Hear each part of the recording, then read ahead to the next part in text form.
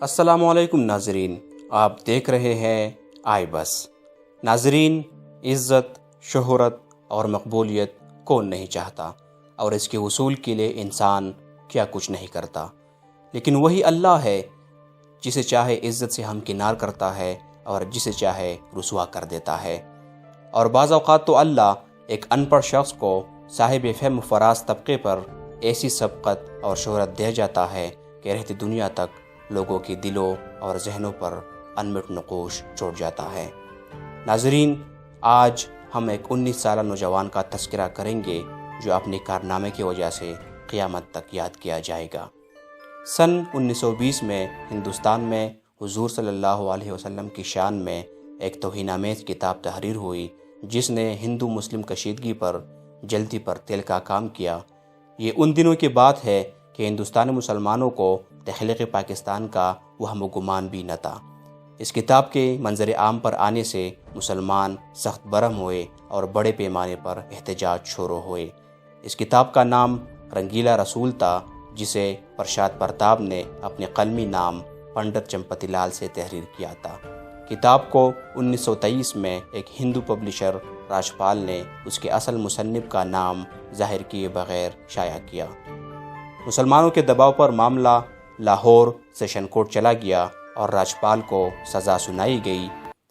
راجپال نے Lahore high court میں appeal دائر کی اور اسے اس بنیاد پر بری کر دیا گیا کہ مذہبی رہنماؤں پر تنقید، چاہے وہ کتنا ہی غیر اخلاقی کیوں نہ ہو، تعزیرات ہند سیکشن 153 کے زمرے میں نہیں آتا۔ ہائی کورٹ کے فیصلے پر مسلمانوں نے شدید غم و غصہ کا اظہار کیا اور پورے ہندوستان میں جلسے جلوس اور مظاہرے شروع ہوئے۔ ایک دن مسجد وزیر خان کے سامنے جلسہ ہو رہا تھا۔ ایک نوجوان وہاں سے گزر رہا تھا۔ اس نے دریافت کیا اور معاملے کے تہہ تک پہنچ گیا اور دل میں تہیہ کر لیا کہ وہ راجپال کو اپنے انجام تک پہنچا کر دم لے گا۔ اپنے ارادے کی تکمیل کے لیے اس نے بازار سے 1 روپیہ میں خنجر خرید لیا اور راجپال کا پتہ معلوم کر کے اس کی دکان پر چلا گیا۔ لیکن راجپال وہاں موجود نہیں تھا، تو وہ وہاں اس کا انتظار کرنے لگا اور جلد ہی کسی نے اسے خبر دی کہ راجپال پہنچ چکا ہے۔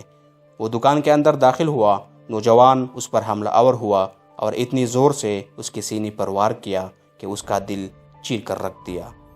وہ موقع پر ہی دم توڑ گیا۔ نوجوان نے فرار ہونے کی کوشش نہیں کی۔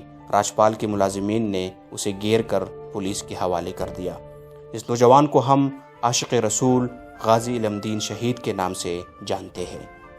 غازی علم دین کا تعلق لاہور سے تھا۔ آپ کے والد ایک ترکان تھے۔ آپ کا راجپال کو انجام تک پہنچانے کی وجہ سے ہندوستان میں ناموس رسالت کا قانون پاس ہوا۔ غازی علم دین کو گرفتار کرنے کے بعد اس پر مقدمہ چلا۔ علامہ اقبال کی فرمائش پر قائد اعظم نے آپ کا کیس لڑا۔ جب قائد اعظم نے آپ سے کہا کہ وہ عدالت میں بیان دے کہ اس نے انتہائی اشتعال انگیزی میں یہ کام کیا ہے، تو غازی علم دین یہ کہہ کر انکار کر گیا کہ مجھے اپنے کارنامے پر بہت فخر ہے۔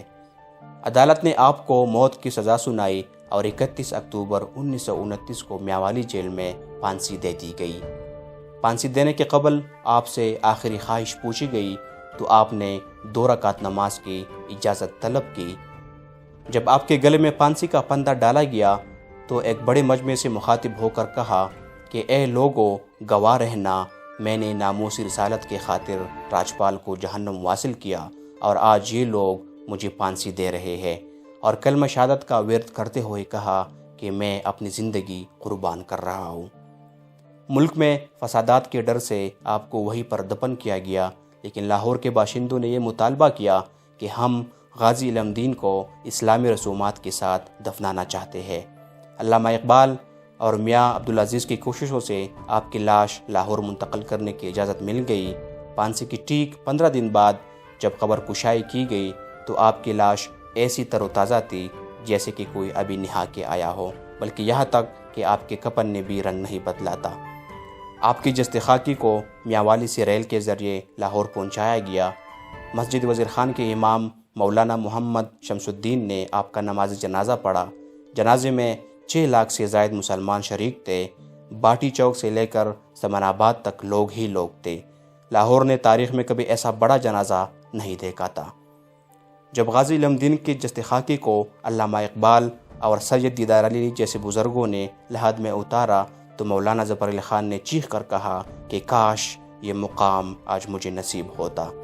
علامہ اقبال غازی علم دین کے سرہانے کھڑے تھے، آنکھوں سے آنسو جاری تھے۔